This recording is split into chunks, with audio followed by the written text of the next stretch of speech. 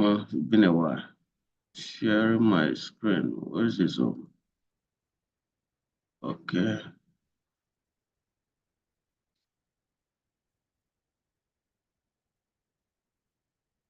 All right. Um, how visible is my screen now?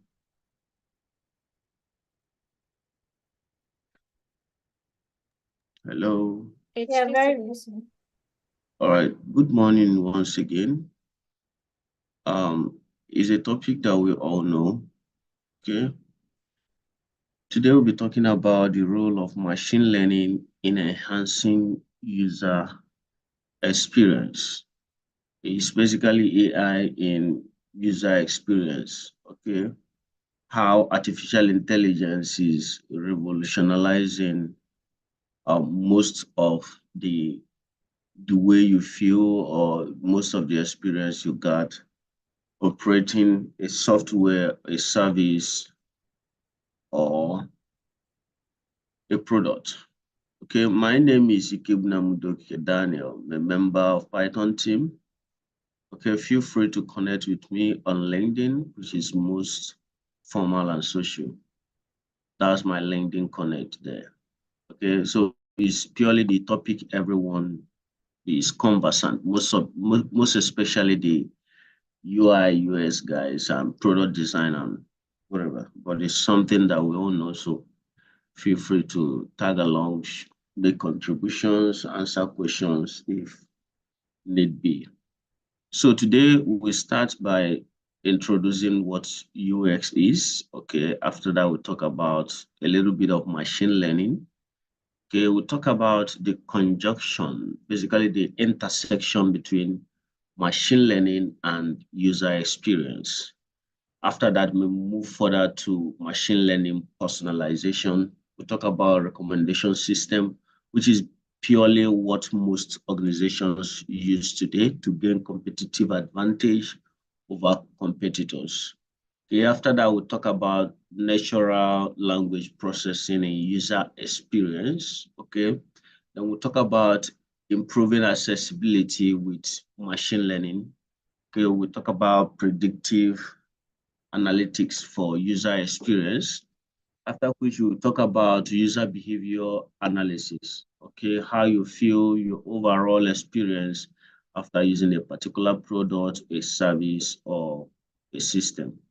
Okay, we'll take a case study of Netflix, of which I believe most of us make use of on our daily basis. Okay, we'll talk about challenges in implementing machine learning into user experience. For every good side of technology, there is always a minimal bad side of it. But I believe generally that technology has done more good than harm. We'll talk about future of machine learning in user experience. We conclude then. My questions are always like interactive session, like as Victoria said. All right, so let's understand what user experience is. Okay. Generally, user experience is seen as the overall experience you got while using a particular product, a service, or a system. The look, the feel, how easy it is, how happy you are, the accessibility, most of all these things, they are generally termed user experience, okay?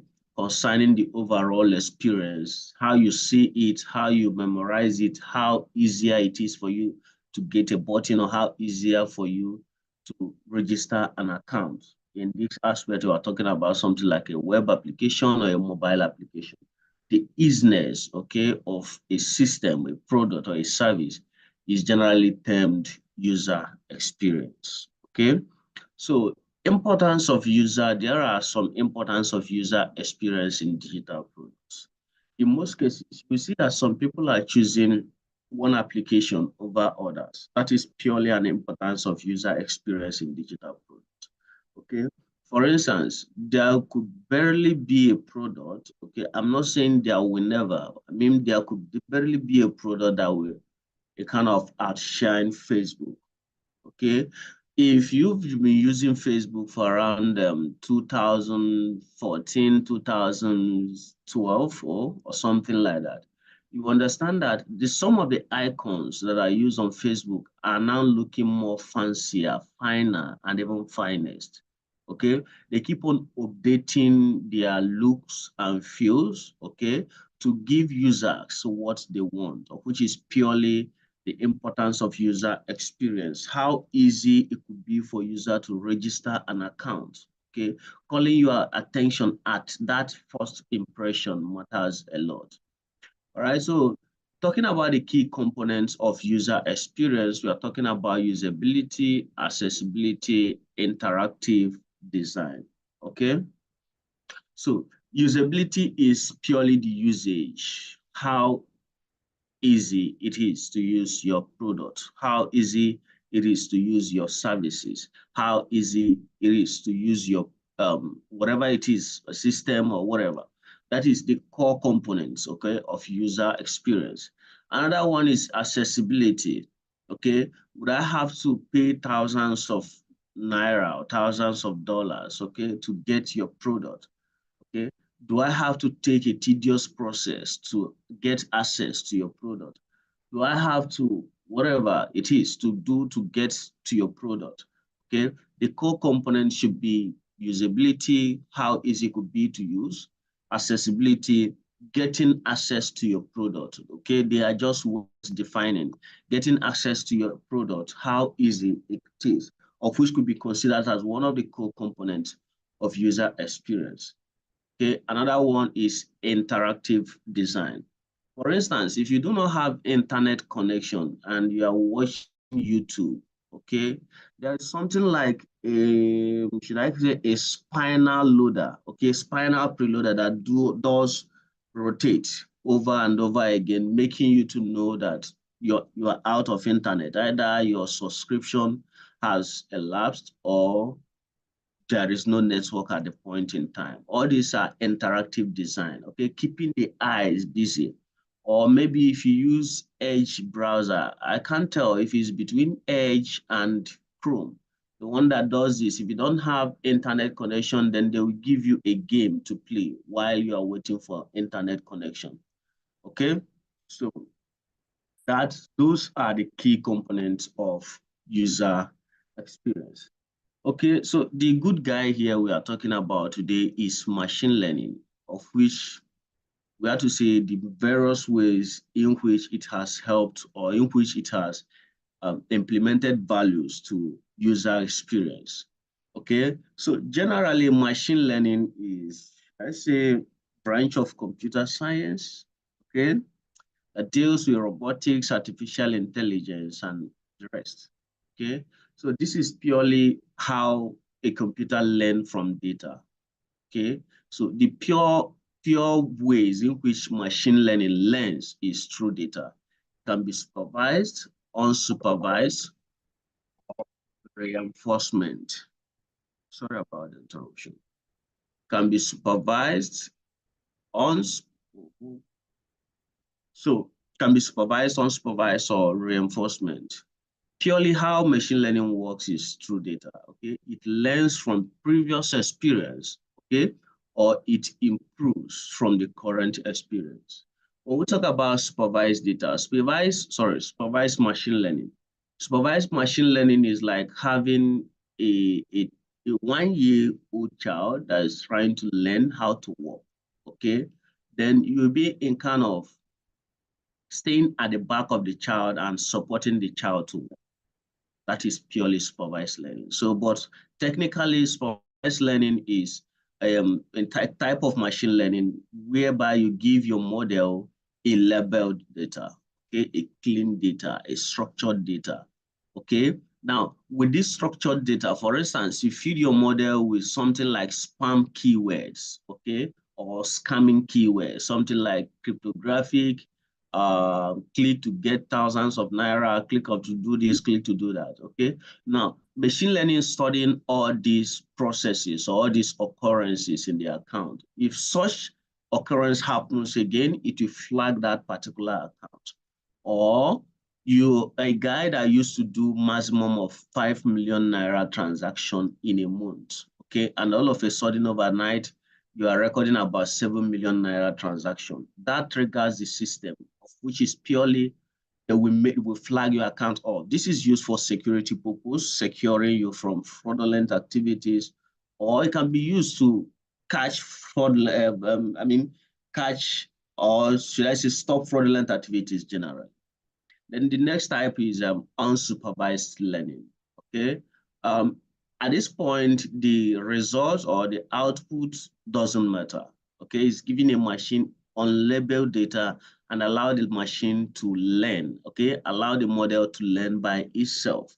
It's like allowing a child to walk by itself. Then, when hitting an obstacle or something, then when the child get there the next time, he or she would understand that this caused my downfall the last time. Then the next one is intersection of machine learning and user experience. There is always a concentric design, okay? There's always a point where machine learning and user experience cohabit, of which is giving us most of the things we utilize today. The first one is personalization. Let me use YouTube Black algorithm as an instance, okay? For instance, you are a guy that goes to YouTube and type, or a girl that goes to YouTube. Let me use girls, for instance, that goes to YouTube and type how to cook bitter leaf soup. Okay, let me use my native, how to cook bitter leaf soup. Now, if you search this most of the times, YouTube algorithm will kind of, oh, this possibly what this person used to like, or a hobby of this particular person is now being personalized to you. Okay, that also goes to prediction and recommendations. Such videos will be recommended to you. It does happen on Netflix as well. Okay, imagine you are discussing about a particular product with your friend, and boom, you go to Facebook and you are seeing the ad of such particular product. All these are machine learning in action. Okay, the next one is automation of repetitive tasks. Okay, that's pure. For instance, you work as a data entry engineer. What you do at the end of the day is to collect the Excel file recorded by the sales guys. Okay, you upload it to the company's website. That is what you do every day. Let's say once it is 6 p.m., you start the work.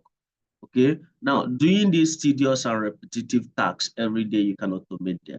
Okay, by writing a script that once it is 6 p.m. or so, or you run the script by yourself. Okay, it will locate the Excel file. You can use a popular library in Python called Pandas. Okay, locate the Excel files, read the frame into a data frame rather, then push the necessary data to the company's website. Okay. Then personalization through machine learning. Like I said, personalized content recommendation, especially Netflix. If you're a guy that used to watch horror movies on Netflix, you will see some sections like continue watching from where you left off the last time, or you will see another tab that is termed recommendations, okay? Those recommendations are a kind of a model that gone through, though while uploading most of these videos, they should have a tag, something like horror movie, all this Korea series movie and episodes and whatever. Okay, those are the ways the personalized content works. If you watch a particular video, similar videos are always being recommended. Okay, then algorithms used for personalization, purely machine learning algorithm of supervised learning, okay? Sorry, machine type algorithm of supervised learning, okay? Regression analysis for classification, okay? All this could be used to make personalization to users, depending on what they watch most of the times, depending on their watching pattern or their learning pattern or the way they surf the internet. Okay, all this is determined based on how the contents are being personalized to them. Okay, benefits to users and businesses. So if you're a guy into building materials, okay, the only benefit this will give to you as a person that sells or person that deals on building materials could be new trends in building materials, new products, new whatever that comes up into, in fact, every trend in building materials, you'll be getting them as soon as they are released. Okay, recommendation systems. Most organizations today gain competitive advantage, okay, over competitors because of recommendation systems. Okay, there's always a bad side to everything. That's why most times over-dependent on artificial intelligence could cause us to lower our thinking ability as human. Okay, but generally, what's it called? Machine learning could help in user experience on a particular product, okay, by collaborative filtering, okay, content-based filtering and hybrid method, purely the combination of collaborative and content-based filtering, of which is what I've explained earlier using the case study of Netflix, okay? If you are into some other areas, there could be a good way or a good recommendation system that could help you to gain competitive advantage over competitors. All right. So, sorry. All right. So, natural language processing and user experience. Okay. Now, we know about Siri, we know about Google, is it Google Assistant? So, yeah, Google Assistant. Okay. Then I think Tesla uses voice command as well. There are some vehicles today that use voice command. Okay, and most of all these things are user experience. It must not be a software, or generally is a software that detects this. Well, it can be a service, it can be a product, it can be a system, okay, whatever. So chatbots and virtual assistants. Okay, for like the impaired ones, physically or whatever impaired people or visually, okay, they can use products. The same products we that can see, those that are blind can as well use it, but in a different approach. But at the end of the day, we achieve whatever it is that made us to get that particular product.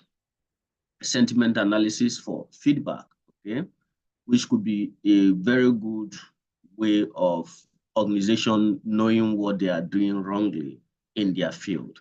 The next one is real-time translation, of which it happens, okay? You can use your Google, you can use your Siri, you can use your Alexa, you can use your whatever, okay? All these implement natural language processing. Okay, so the next one is improving accessibilities. Okay, something like image recognition for visually impaired users. So that means the blind can see, or the partially blind people can as well see. Okay, read a product or read a sentence, recognize an image, or in whichever way, but all these are the play role of machine learning in user experience. The next one is speech to text and text to speech technologies, which is still on our devices by saying, hey Siri, what is the weather like today? Okay. Oh, I got a response, and that is basically speech to text or text to speech. Okay, the next one is adaptive interfaces. Okay, now when it comes to these adaptive interfaces, let me use my own website, okay, udokedaniel.com.ng. Okay, let me use it as a case study here because I'm trying to implement some of this in there. Now, I have Open AI API, okay, that I use to kind of respond to research requests. First, I got a console for ChatGPT and I uploaded some of the consign or some of the words I use mostly on my website, okay? Now, if users are in kind of getting or requesting for a particular document or a particular services most of the times, okay, it will be the first to pop up purely. Or for instance, if you go to Google and search for, let's say, Tech Hub in Lagos State, okay, there are some kind of order of view to you. But don't feel that the first one that you see there has the highest rating or something. It is basically those ones that are closer to you. Okay? And there has been many play role of machine learning to user experience, even in our day life. Okay? Predictive analytics for user experience. Okay? Predicting users' behavior. So with the way a user make an order, okay, machine learning or a system can predict possibly the day the user can make another order, or the product that the user can order, or the address. In fact, the address is mostly certain. Okay, so humans can even attain that one. But let's say the product, the number of items, and the amount. Okay, number of items goes with the amount the user is likely to purchase over time. Anticipating needs and preferences of users, which is right. Okay, the should I say learning pattern of a user determines contents that are being pushed to that particular user over time. And that is purely how it works using machine learning. It learns with this data over time. Okay, use cases in commerce, healthcare, and finance. Okay, in finance and e-commerce, it can be used for fraud protection, fraudulent activity protection. Okay, in healthcare, it can be used for faster diagnosis. Okay, or it can even can as well be someone speaking to me. Okay, it can as well be used for doctor's prescription. Okay, imagine artificial intelligence or a robot attending to you as a patient in the hospital. We can get, we're already there now, we can get to that. All right, so user behavior analysis, tracking and analyzing user interaction. Okay, so for those of us that use some support system or some support application like I think the best one is Talk to. Zoom has, and there are other ones anyways, but the most used one is Talk to. Okay, so they can track and analyze user interaction. Okay, identify patterns and trends and tools and platform. So the identification of pattern and trends is purely how it flows. There are some guys that can read what Bitcoin could go up to or come down to, or a particular point a Bitcoin could attain during a certain period of times. Okay, this is purely way or the behaviors of such particular trend over a period of times. But in the context of a Bitcoin, that one sometimes they misbehave. Okay, study Netflix. Okay, how Netflix uses machine learning for recommendation. Okay, impact on user engagement and retention and lesson learned. So purely using Netflix as a case study is perfect. Okay, another one we can use is YouTube. Facebook is still good. Okay, over the years, I've found some implementation of machine learning for user interactivity, ease of usage, and accessibility of this particular of these products. Okay, so Netflix uses machine learning for recommendation, uses that for impact on user engagement and retention. Okay, all right. So there are challenges everywhere. Okay, challenges in implementing machine learning in user experience. And one of these challenges is data privacy. Okay, whatever you do on the internet, you have to follow ethics. Yeah, you have to follow the ethics in technology since we are technically concerned now. Okay, one is data privacy and security.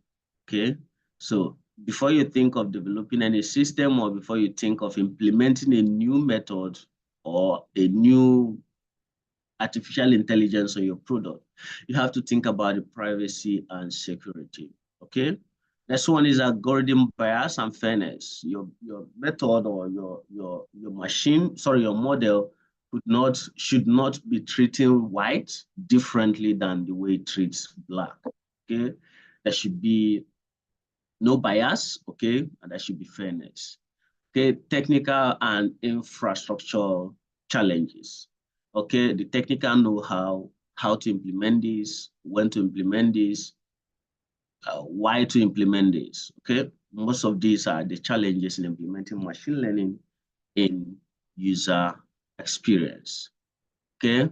All right, the next one here is the future of, hold on. Okay, the future of machine learning in user experience, okay? Evolution of user-centric artificial intelligence, emerging technologies like augmented reality, visual reality, and Internet of Things. Okay? The role of ethical AI in user designs. If we are not here, this is where we are getting to. Okay? All right, so in conclusion, machine learning plays a pivotal role in enhancing user experience. The overall look, feel, accessibility, and interactivity of a particular product, a service, or an application by personalizing interactions, predicting user needs, and automating tasks. I said earlier, task automation, okay, using machine learning. Each application in recommendation system used by many organizations to gain competitive advantage over competitors. Natural language processing and accessibility. It has revolutionized how users engage with digital products. While challenges like data privacy and ethical consideration remains the future of machine learning in UX promises, even more innovative and user-concentric designs. By leveraging the power of machine learning, we can achieve more using the machine learning models. Please ask your question before I ask mine. I have a lot of them to ensure that we're here. Thank you very much. Thank you so much, Daniel. And that was very, very expositive. Thank you so much. Please, do we have questions? Just like he has said, let's ask the questions.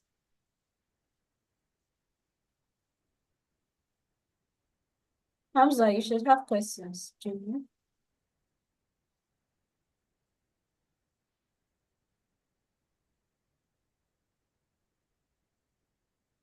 Okay, so if there are no questions, you can just simply say the questions. Are there questions?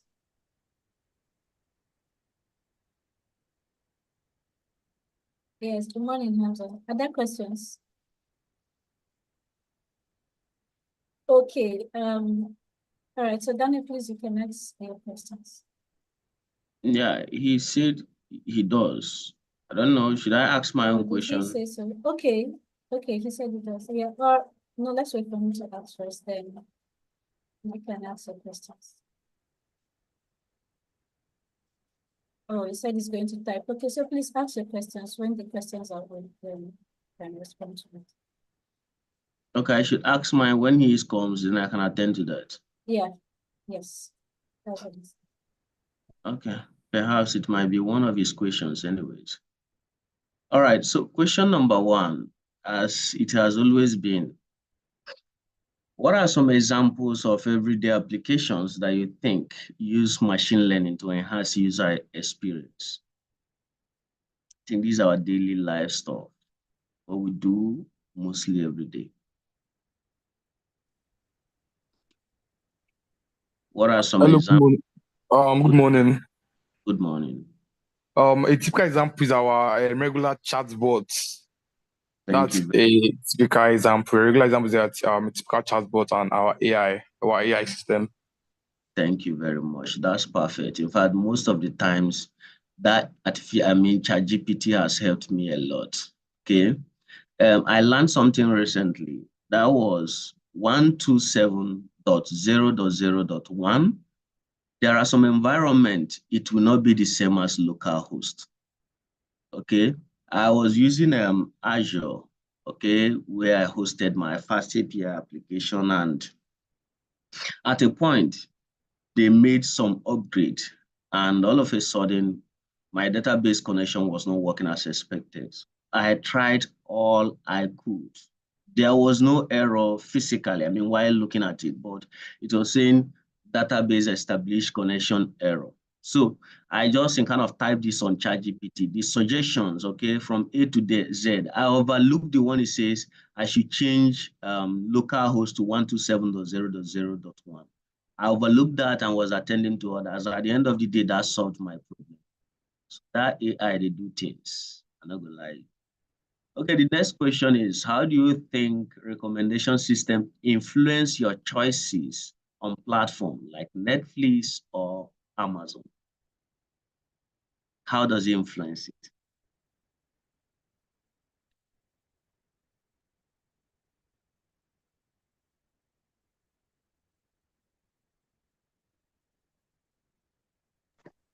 Hello, good morning. Yes, So morning. I think it influences it based on your previous interactions with your interests on other apps and most likely your activity stream on your phone. Wow. Victoria, can you see my questions are no more difficult? Or are they paying attention? That's perfect. Thank you very much, brother. Yeah, they are I just do very straight to the appreciate. point. I do appreciate. Then the next one is this. Can you identify any challenges or limitation you've encountered with machine learning powered features?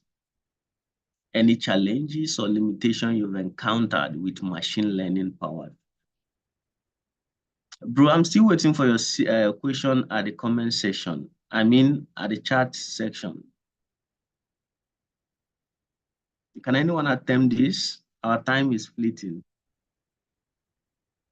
I thought it's supposed to stop by 9:45. Anyway, let me be quick, okay? Now, to me personally, okay, if if you started learning programming about 2015, 2013, okay, this period, you will understand that the resources then is not as much as the resources we have now. Okay. And to me, the resources we have now is in kind of overwhelming us from learning. Imagine going to a YouTube and you are typing about Python programming language and you are learning Python. Okay. All of a sudden, you see a pop-up that will say, don't learn Python, learn this one. You see another one that will say, learn Python 2 before learning Python 3. Another one will say, learn PEEP EMV instead of learning PEEP. The other one will say, use this instead of using this. Okay. So much information do overwhelm us. Okay. That is, I mean, a challenges or limitation I've encountered so far. Okay. And that is most times newcomers into programming, newbies, they do make mistake of trying to learn everything, okay, without knowing more of one thing. Then the next one is I don't think I can complete this. This is 9:43 instead of me rushing. Okay? I can use a free period in the next presentation. I mean, next KD day to do that. I will leave question number 4 and question number 5 left. Victoria, is that fine? Oh, I'm sorry, I didn't get what you said, please. Okay, I mean, I have limited time. This is 9:43. Instead of me rushing to answer the questions, how about I leave them in the next KD day? Okay, to attend to question number 4 and question number 5. All right, that's perfect. Then I think I have, should I call it a control?